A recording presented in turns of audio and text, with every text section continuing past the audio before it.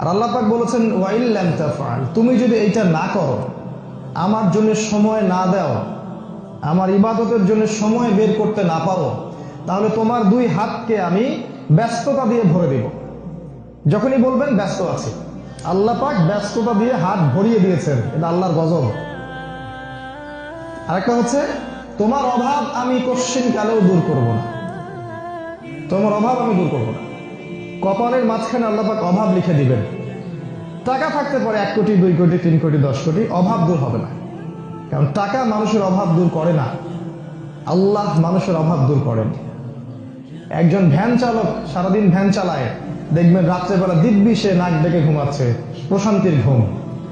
আর দেখবেন ব্যাংক ব্যালেন্সে crore crore million billion dollar পড়ে আছে, ঘুম নাই, অশান্তি। তাই না? বাস্তবতা এগুলা। অতএব এটা আল্লাহর গজব। যদি আপনি আল্লাহর জন্য সময় দিতে না পারেন, আল্লাহ পাক আপনার হাতকে ব্যস্ততা দিয়ে ভরে দিবেন, আপনি সময় দিতে পারবেন না। তখন অভাব আল্লাহ কখনো দূর করবেন না।